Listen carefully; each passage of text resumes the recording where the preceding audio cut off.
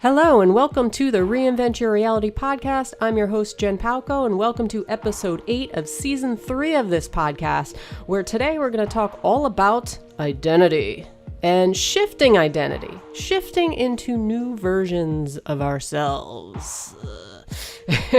So I had the pleasure of having a great discussion earlier today with a good friend of mine. His name is Rogelio Diaz, also known as Roy, who he identifies himself as a shadow work integration coach. And during our discussion, he explains a little bit what that is, what that entails. And basically we talk about something called shifting to a new identity, a different version of ourselves, and how people can become lost or almost cling to older versions of themselves. Now, if you think that sounds nuts, like, oh, it's impossible, well, just hear us out for a second, okay? We have, as we go about this thing called life, through our experiences, we have layer upon layer upon layer of ourselves. And a lot of times we don't even realize it. We pick up things along the way from other people, other influences, all kinds of stuff.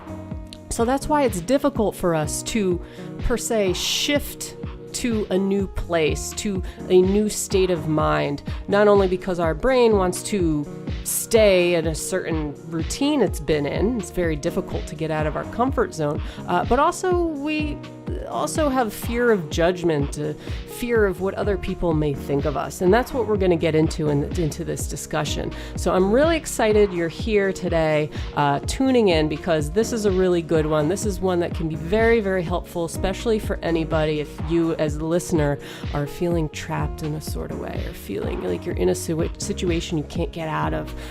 You're scared what other people may think if you just get up and go, or become this new person, or want to change, and you feel like you can't. So anyway, without further ado, enjoy our discussion, me and Mr. Rogelio Diaz. It's another good one, so here we go.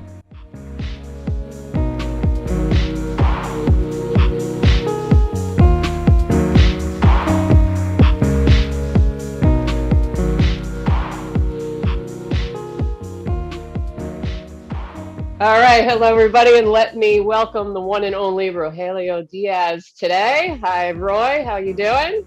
Good to be here. It's been a bit since we've last done this sort of discussion. We usually have done IG Lives before, but today we're going to do a little bit podcast version and have a nice conversation all about identity. And I wanted to talk to you because I know you do a lot of work with, I know just on your social media account, you identify, or you label yourself as a shadow work integration coach. So I'm going to have you kind of give us a little example or a little background on what that entails, what that is, who may benefit from it. But also, I know you do a lot of work with shifting identity, and I guess you could even call it a personal brand. And I've done a lot of thinking on this, and how basically throughout our lives, we pick up these different roles and responsibilities, and we could call it, when we think of brand, we think of advertising and marketing. But really, essentially, as we go about life and as we experience life, we basically form our own brand. It's like we're our own marketing tool in a sort of way. And we can get stuck in a sort of place or sort of identity, or a sort of place of victimization. And it can leave us almost trapped in a sort of way. And I know, Roy, you do a lot of work with having people move past their pain. And I know one of the quotes you always like to say was, make your pain your purpose, or something along those lines.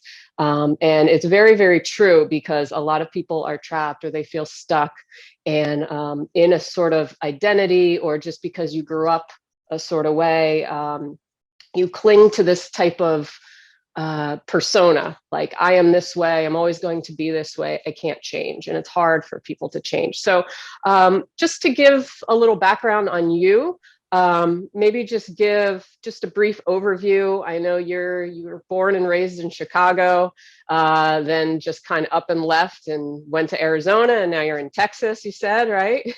And basically you are the great example of shifting into a new identity. So I want to just hear just a brief overview of that, where you came from, and also what exactly is a shadow work integration coach? Because a lot of people may be thinking, all right, that sounds very deep and dark and ominous.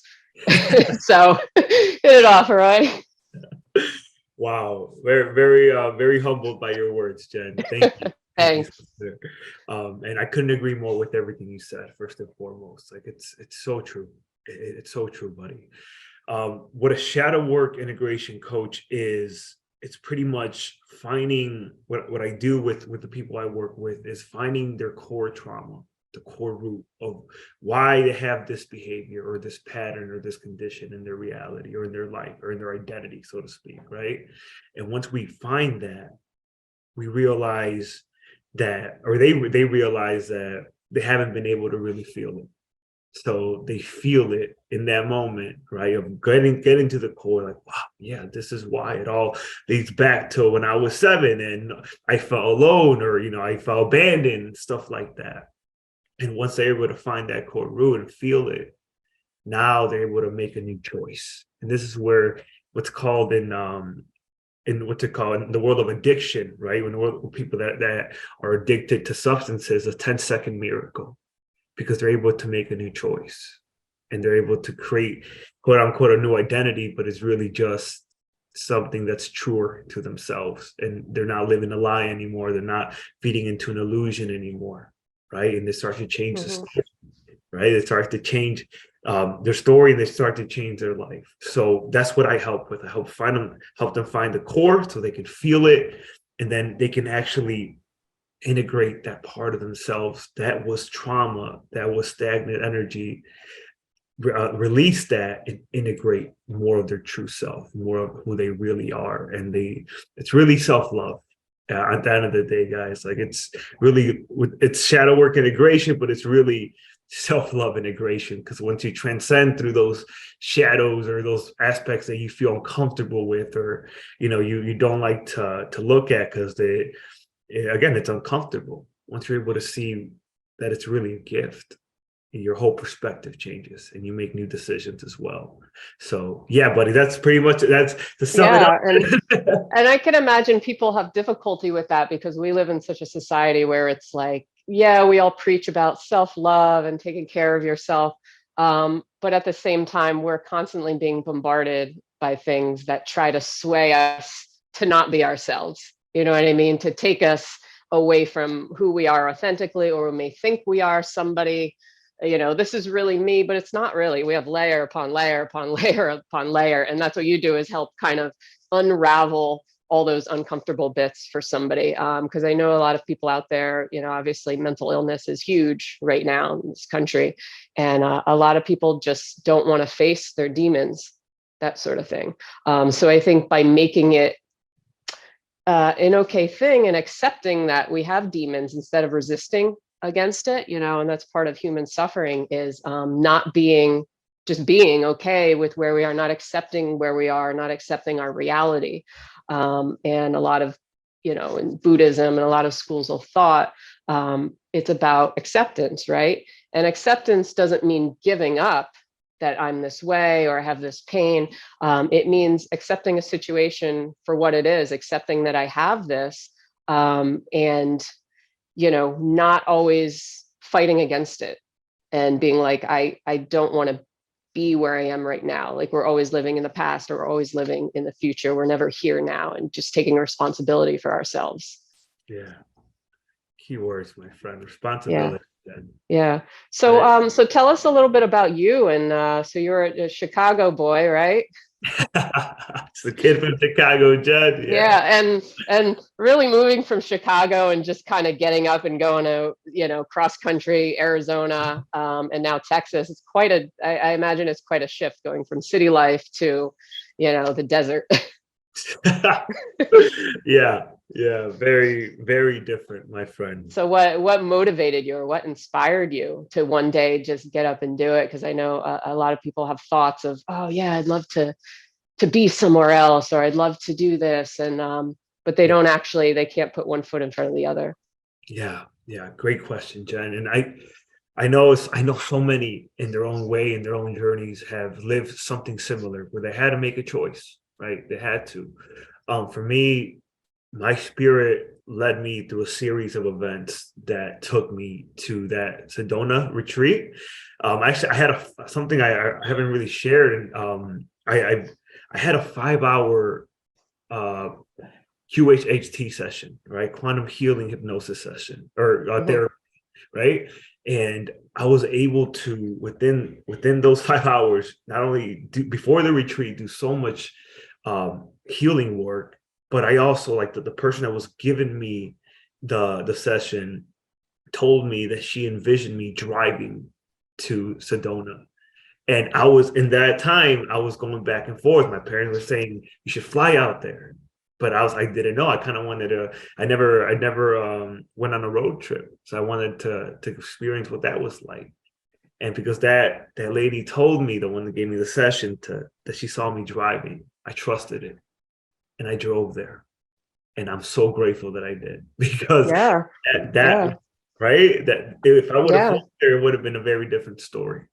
So I was able to stay there, and I had a car to move around, right? I had my car to move around.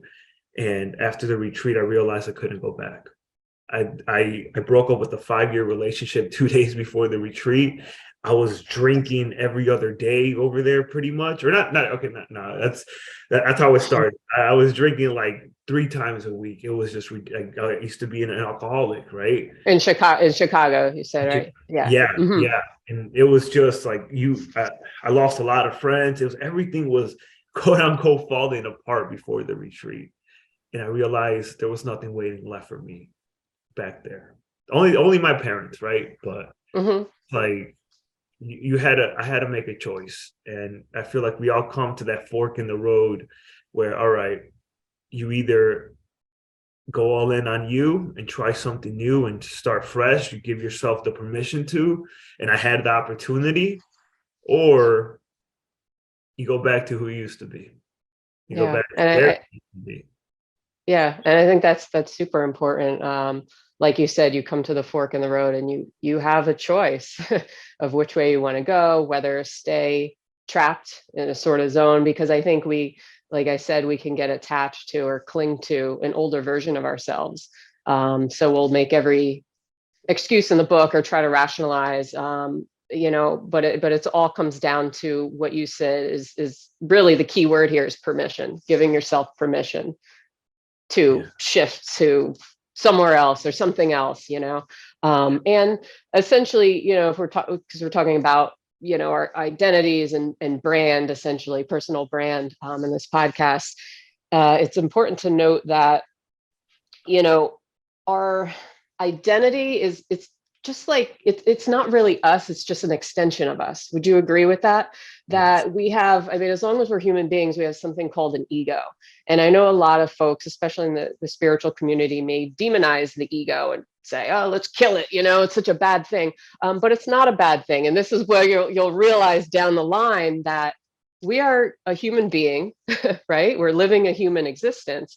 But we are more than that, because of course, we have a connection to the earth here, but we also have a connection to the cosmos, the universe, to God, to source energy, whatever you want to call it. You Right. cannot deny that there's more than just beyond this body. So I think it's also a shifting, not only in our roles and shifting to a new place on this earth, but also shifting in your perception and your perspective on just the scheme or the grand scope of everything in your life, I think is important. Yes, that's right, Jen. That's right, my friend. Wow, I love that. I love that, buddy. You'll really start to notice the patterns. Mm-hmm. The patterns of what works for yourself as well when it comes to shifting, when it comes to wanting to be more than who you are, right? And again, like you said, the ego is not an enemy; it's a Right. tool. And if you can learn how to utilize it, because it does serve its purpose, you won't be so you won't. I don't want to say afraid of it, but you won't see it as an enemy. Right. right? Yeah. The one nugget that I've pulled is that it's about observation and observing the ego and how the ego is working with you, rather than always resisting or fighting against it. That's right. So I think observation is huge in life. Yeah, yeah. I mean, it goes hand in hand with awareness, Jen, right? Hmm. Like Yeah. being that observer and knowing when it's trauma coming up and knowing when it's intuition, which is oftentimes it gets confusing, right? It gets confusing, but Absolutely. And yeah. talk about, do you think that, a lot of people are stuck in a place of victimization, or they're stuck in their pain and their trauma and they can't escape. There's also this idea of getting like a secondary gain out of that for folks. And that's what makes it difficult for them to change essentially in their life. It's not only the patterns that their brain has developed just from their experiences, but also secondary gain. I know you had trouble with addiction in your past, and stuff like that. Did you find that you were getting something out of staying in this place, or staying in I think people kind of stay in a comfort zone because it still gives them something, a Mhm. sense of safety, I guess, if you broke it down. Yes, yes. It's illusory comfort and safety, Jen, right? When Hmm. you're in that. And even as you know from my story as well, I've dealt with being molested as a kid, right? So that I've noticed a trend with that and being a victim as well. So you place Hmm. yourself in situations where, oh, I have no power, I have no control. Right. It's just it really is a freaking story. It's a false story, creating more false stories that you're feeding into, and they're stacking and stacking on top. And yeah, when it comes to being any kind of victim, whether that's alcohol, whether again that's being molested, you you create that for yourself unconsciously, and you're like, well, it's like this is making me feel this is numbing that's situation, right? Or that trauma. And you're lying to yourself in all reality. You're lying to yourself, right? And you're escaping. What's really going on is you're escaping, and you're putting yourself in a victim situation that's making it hard for you to get out of, right? If you're drinking Yeah. every day or every other day, it's hard for you to really function at your fullest potential. And it's like, oh well, this is what it is. You know, but once you become aware that you have more power than you think, and you're one decision away from being more than what you are right now, you start to gain just a little bit of your power back, you know? Yeah. So I think it's about detaching from all those layers and all those versions. What, in your opinion, what would be somebody's first, like if you were to give advice to somebody, what would be the first thing you would say to them? I mean, if they're stuck in a place like that and they feel like they don't have the self-awareness and things like that, is it just Hmm. soaking up information? Is it something they should be doing? Is it, meditating? What would you say, in your opinion?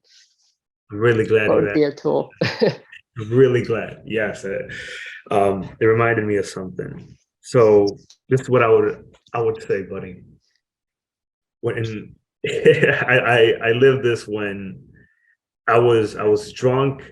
I was drinking for a year and a half every other day, half a bottle of Bombay, right? And I went to sleep drunk one night, and I just remember laying in bed. I'll never forget it, thinking to myself, "Is this going to be the rest of my life? Is this just what it is? I'm just gonna be an alcoholic, go nowhere in life." At the time, I viewed myself as a loser, right? Because of all that living with my parents. Not that there's nothing wrong with living with your parents, but I thought I'd be further ahead by then, right? Yeah. So I made a decision to do one thing, just or really not even do, just learn one new thing every day. That's gonna Hmm. that's gonna better my life. It's gonna help me better myself. And I committed to it. But it was because the pain was so much, right? After a year Yeah. and a half, it Yeah. was it was literally destroying me. And I had to find something, some kind of hope that I can control, right? That I could do. And again, learning what I can, I can learn one new piece of information, something that can help me better myself. And that started a freaking ripple effect into personal development and the wisdom that I gained and wanting to help others and so on. But it was really with that, it was just one new thing. I watched a video called Why I Have No Friends. I had no friends when I lost. Hey, that's legit. Yeah. Right, Jess? Like, it was a good video then. But that video, that one choice to watch a fucking 10-minute video was changed the projection of my life, or the trajectory of my life. Yeah, that's awesome. And the commitment to just do one, because that's the thing. I think it's overwhelming for people to think that, oh my God, like to overhaul my life or change, but it's not like you said. You watched a 5-minute, 10-minute video or something, and it just sparks something in you. Same with that person who did the hypnosis on you. It was like that little nudge, that little push. And not that we always have to wait for somebody to do that, because I think we do that too often, where we're waiting and we're wishing and we're hoping that somebody will give us the magic key to unlock the door. And a lot of times that's not the case. Nobody's going to hold your hand through it. You have to find the wisdom in yourself to do it. But yeah, I mean, from the place where you were, it sounded like you were on the verge of just accepting that one version of yourself, because you had been in that for so long. And I think, like I said, we become attached and we cling to older versions. And this is where I want to kind of get into the next thing, is how other people around us, family, friends, can cling to and attach to older versions of ourselves. And that makes it even more difficult to change ourselves. Like, I'm sure for you, when you just left Chicago and decided, all right, I'm just going to drive to Arizona. And then, a couple weeks later, hey guys, I'm staying here. I'm not coming home. What was that like? I mean, did you get backlash from family, from friends? I imagine you did, to some degree. What was that like for you? I think I know you can relate, and anybody listening to this, before you take any major leaps of faith, if you want to call it, to something new in your life or a new chapter, there's always resistance, right? Always resistance, one way or another. It can come in a variety of ways, but I received quite a bit of backlash. I had family members that were angry at me for no reason. I had I know my sister was upset that I left. Maybe she felt abandoned, right? It could be many different things that me leaving home triggered for them. And although I did feel bad for, I didn't even, because I was planning on going back. I was planning on going back to Chicago just to kind of get up and leave like that and tell my parents, hey, I'm not coming back. Like that hurt me as well. And I know it hurt my mom as well, but we talked about it, and I had to explain to her, like, why I had to do this, so to speak. And even a conversation, I feel just a conversation, a deep, real convo on, for those that you love and you feel deserve an explanation, that helped tremendously. It really did. And but I did, I received backlash from my parents. It's like, why are you doing this? Like, you don't, you're not financially ready. Every and any reason why I shouldn't. And even with all that, like the wall. Every logical reason. Yep. Yes. Mm-hmm. I had to be irrational. I had to, because if I was rational, I wouldn't have done it. Yeah. But when what's waiting for you if you go back. Who in the perception of yourself, of who you were when you were over there, is waiting for you, right? So I had to be something more than who I was in that moment. Even with the fear, I was afraid. There's no no lie about that. I was devastated. I was like, man, it's like, am I really gonna do this? What am I? How? And that's what gets people tripped up too, Jen. Yeah. How are we gonna do this, right? But how is never as important as why. Yeah. And you're still there. Or, well, you're in Texas now, but you're still in the area. So, I mean, that's the thing. We try to plan everything out ahead of time and say, there's just no possible way, because life throws you curveballs. I mean, you didn't even know you were going to stay there until you just had this gut feeling, and you're just like, I can't go back. I just can't. If you could have probably willed yourself through that feeling and gone back to your old identity or older version of yourself, and sure, you'd be doing okay, but you probably, your heart wouldn't be as happy as it is now, I would imagine, as free. I would have really limited myself, honestly. Yeah. The growth. It's like that old saying of the plant is outgrown the pot. Mm-hmm. Right? And that's what but it's through the experiences and decisions in those moments that your identity shifts, that you become attached to that old version of you, because that's not, like, with the full amount of certainty, that's not who you want to be anymore. Exactly. And I know in a lot of my material, I talk about the 5 elements, fire, earth, metal, water, wood, and basically how we are an extension of nature. I mean, we're in nature, and how everything in nature has to be adaptable, right? And it has to kind of work together, and always in a state of flux, a state of change. So we are essentially the exact same way. If we're rigid, if a tree is very rigid and the wind blows, it's just going to snap in half. So we have to be, kind of able to move throughout our lives and able to bend, and realize that, Mother Nature, things in life are just going to throw us for a loop sometimes. And we just have to be adaptable to that instead of resisting against it all the time and being that rigid tree that's just going to eventually, bend and break. Wow, I love that. Yes. Just to get a little analogy in there for you in nature. Yes. So true. Yeah. So true. And you know what, Jen? Sometimes you got to tear down that tree. Yeah. Because you build a new one. Right? We could literally think of like 500 analogies having to do with nature, and we could just take the rest of this conversation and go like really way off just talk in just like metaphors and analogies for the rest of the conversation. That might be fun. I know, right? But something else I wanted to bring up, social media, because hey, social media, got to bring it up. How do you think this distorts, or this can really impact our self-identity or our personal brand, or keep us kind of stuck in a sort of way? I mean, how do you think it impacts us? Yeah. I'd have to say it gives us a false reality in some ways, Jen, right? Because how much of yourself are you really being when you're on there, right? You put in a persona. Are you really being 100% authentic when you're on there? Are you trying to portray someone, right? You're trying to be who you believe they want you to be, who, this authority figure, right? And you can get lost in it real fast. And I've gotten lost in it, right? It's like, I have to be this way. I have to talk about these things, right? So depending on the perception that you have, it can really pull you away from who you are, right? In a nutshell. And the dopamine spikes that you get from it is freaking ridiculous as well. It's like you need more and more and more to get that same feeling of, feeling good or excitement.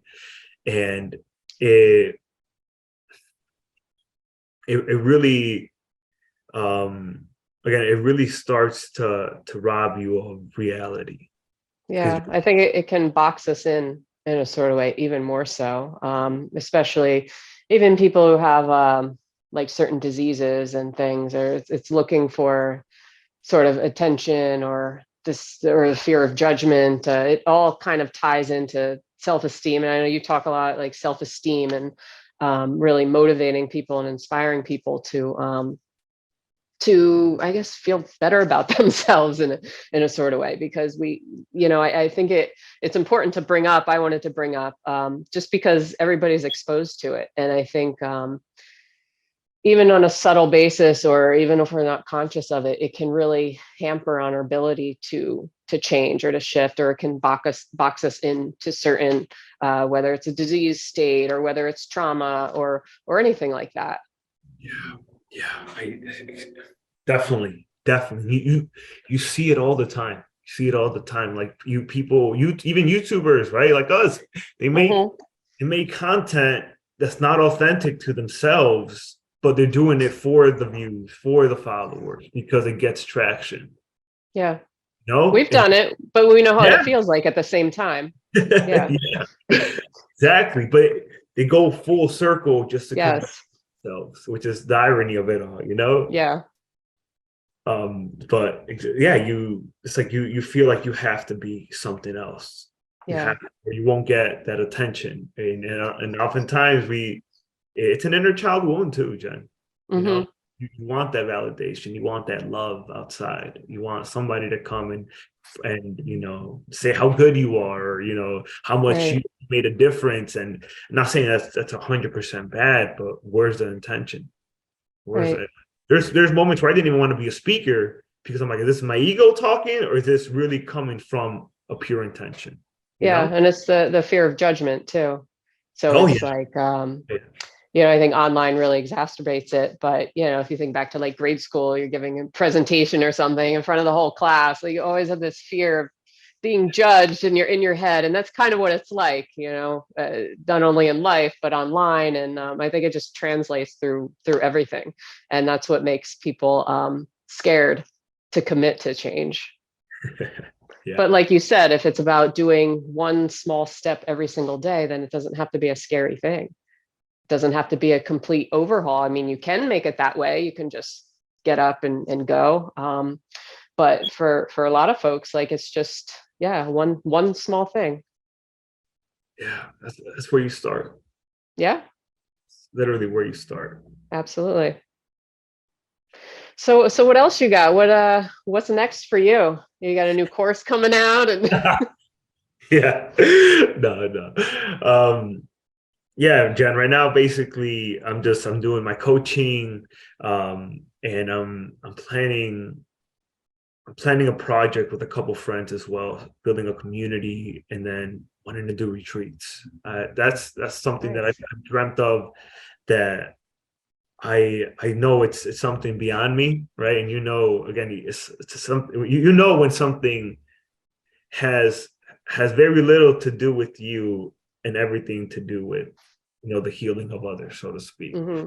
And I want to do retreats for men, for my brothers, and help them heal all the stuff that I had to heal, and that the wounded masculine, so to speak, of being a man, and what it really means, and like really